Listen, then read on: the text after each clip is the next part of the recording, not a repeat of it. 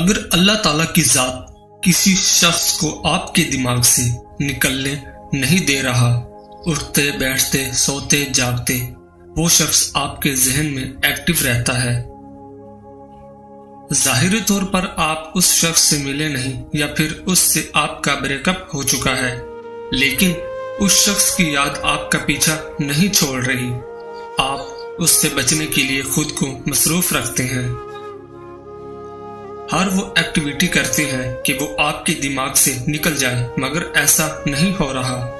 اس میں پھر ایسی اللہ تعالیٰ کی کیا حکمت ہے؟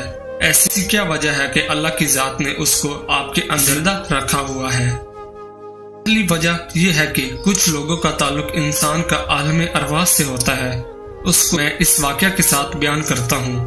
ایک بار حضرت علی رضی اللہ تعالیٰ عنہ حضرت محمد صلی اللہ علیہ وآلہ وسلم کے پاس حاضر ہوئے، کیا یا رسول اللہ صلی اللہ علیہ وآلہ وسلم، کیا وجہ ہے جن کے ساتھ ہم سالوں سے رہ رہے ہیں، کسی بستی محلے میں ہماری ان کے ساتھ دلی وابستگی کیوں نہیں ہوتی، جبکہ ہم کھاتے پیتے اٹھتے بیٹھتے اکٹھے ہیں، مگر ہماری دلی وابستگی نہیں ہو رہی؟ جبکہ ایک شخص جو ہمارے درمیان نیا آتا ہے اور ہماری اس کے ساتھ ایسی دلی وابستگی ہو جاتی ہے، اس سے محبت ہو جاتی ہے، دل کرتا ہے اس کے ساتھ بیٹھے باتیں کریں، اس شخص کو دیکھ کر دل ہماری روح خوش ہوتی ہے۔ ایسی کیا بات ہے؟ ہمارے ساتھ ایسا کیوں ہوتا ہے؟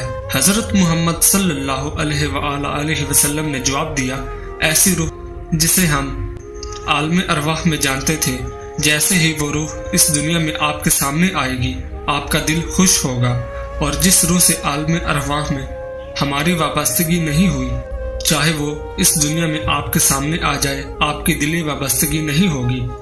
اب یہاں توجہ کریں، یہ تعلق ہمارا اس شخص سے پرانا ہوتا ہے، اس زندگی میں نہیں، بلکہ یہ عالم ارواح سے جڑی ہوئی ہے۔ اب دوسری وجہ انسان کی اپنی وائبز ہوتی ہے۔ آپ کی اچھی وائبز کی وجہ سے دوسرا شخص آپ کے ساتھ اچھا وقت گزار رہا ہے۔ مثال کے طور پر آپ کسی شخص کے ساتھ اچھا وقت گزار رہے ہیں، اس کے ساتھ خوش ہیں، کھا رہے ہیں، پی رہے ہیں، آنا جانا وغیرہ، اور ایک بہترین ریلیشن شپ ہے، اس کے ساتھ وقت گزارتے ہیں، پھر ہوتا کیا ہے؟ دوسرا شخص آپ کے ساتھ اتنا اٹیچ ہو جاتا ہے، وہ خود کو بلا آپ کی طرف کھینچتا ہی چلا جاتا ہے، پھر اس شخص کے لیے آپ اس کے جینے کا مقصد بن جاتے ہیں۔ ہوتی ہے نا ایسی کوشش، لگتا ہے نا کہ وہ شخص نہیں ہے، زندگی میں تو کمی سی ہے۔ پھر ایک وقت آتا ہے کسی مجبوری سے یا کچھ ایسا ہوتا ہے کہ آپ اس شخص کو چھوڑ دیتے ہیں، پھر اگلا شخص تو تباہ ہو گیا نا۔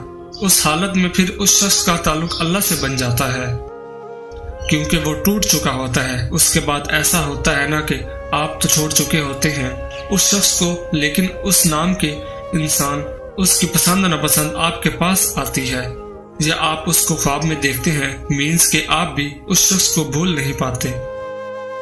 ریزن یہ ہوتی ہے کہ وہ شخص بار بار اللہ سے دعا کرتا ہے، اور اللہ ٹوٹے دل کی پکار کو کبھی ریجیکٹ نہیں کرتا، جس کی وجہ سے آپ شخص کو نہیں بھول پاتے۔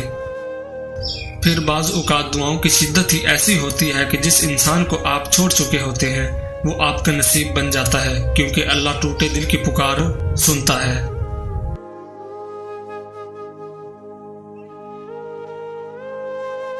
اور اگر تمہیں ایسا لگتا ہے اللہ تمہاری دعا قبول کیوں نہیں کر رہا، تو سنو، اللہ کا تم سے کچھ چھین لینا ہرگز مقصود نہیں، وہ صرف اور صرف تمہیں کھو دینے کے خوف اور پا لینے کی لالچ سے آزاد کر کے ایک مضبوط انسان بنانا چاہتا ہے۔ اور اللہ جو کچھ تمہیں دینا چاہتا ہے وہ کسی کا زور نہیں کہ تم سے چھین سکے، مگر تم کچھ چیزوں کو سمجھ نہیں پاتے۔ یاد رکھو، تمہارے محسوسات کا دائرہ عظیم کائنات کی وسعت کے مقابلے میں وہ نسبت بھی نہیں رکھتا جو سمندر کے مقابلے میں قطرے کی نسبت ہوتی ہے۔ قرآن خود کہتا ہے کہ اللہ کا وعدہ تو پورا ہو کر ہی رہتا ہے۔ یہ ایک نصیحت ہے، آپ جس کا جی چاہے اپنے رب کی طرف جانے کا راستہ اختیار کر لیں، اور اگر تم چاہتے ہو اللہ تمہاری ناممکن دعا تو یہ دو باتیں ضرور جان لو۔ یاد رکھو اس زمین کے سفر میں اگر کوئی چیز آسمانی ہے تو وہ محبت ہے کہ جب وہ تمہاری امید بھرا وہ ایک آنسو رب کی محبت کے سمندر میں گرتا ہے تو لہروں میں سرگوشیاں پیدا ہو جاتی ہیں، اور پھر رب کی رحمت کا جوش تمہارے لیے وہ انجانے در کھولتا ہے جو تمہارے وہم و گمان میں بھی نہیں ہوتے، کیونکہ مقدر کی تقسیم تو اسی وقت بدل جایا کرتی ہے جب ٹوٹے دل اللہ کی بارگاہ میں آنسوؤں سے سجدہ ریز ہو جاتے ہیں، اور جانتے ہو اللہ کی تمہاری دعاؤں پر راضی ہو جانے کی ایک خاص نشانی یہ بھی ہے کہ جب اچانک تمہیں اپنے کسی عمل کی کوتاہی پر ندامت ہونے لگے اور تم اللہ سے معافی کے طلبگار ہو کر اس سے رجوع کرتے ہو تو جان رکھو اس کی عطا تو تمہاری خطا سے بہت وسیع ہے، اور کسی نے خواہ کتنی ہی نافرمانیاں کی ہوں مگر جب وہ لوٹ کر آتا ہے تو اللہ تعالیٰ اپنا دامن رحمت اس کے لیے کشادہ کر کے اس کی مانگی دعاؤں پر اپنا کن فرما دیتا ہے۔ نبی کریم صلی اللہ علیہ وآلہ وسلم نے فرمایا، اللہ اپنے بندے کی توبہ پر اتنا خوش ہو جاتا ہے جتنا تم میں سے کوئی اپنی سواری کو جنگل میں پا لینے سے خوش ہو جاتا ہے، اور جب تمہیں اچانک یہ تبدیلی محسوس ہونے لگے کہ بڑے سے بڑا غم ہو یا کوئی تکلیف تمہارے لیے کوئی معنی نہیں رکھتی، اور درد میں بھی مسکراہٹ تمہارے لبوں کا، تو جان لو یہی وہ وقت ہوتا ہے جب اللہ کی قدرت کے کرشمے تمہاری ناممکن دعاؤں کو ممکن بنا دیتے ہیں۔ قرآن کہتا ہے کہ پھر وہ تمہاری پسندیدہ چیز مقررہ وقت پر لائے گا اور تم حیران ہو جاؤ گے، مطمئن ہو جاؤ تمہاری لاحاصل آرزویں اور ادھورے خواب سب حاصل ہو جائیں گے۔ ان قریب وہ اپنی رحمت سے تمہاری زندگی کو معجزوں کی وہ راہ دکھائے گا جو تمہیں خوبصورت منزل تک لے جائیں گے انشاءاللہ۔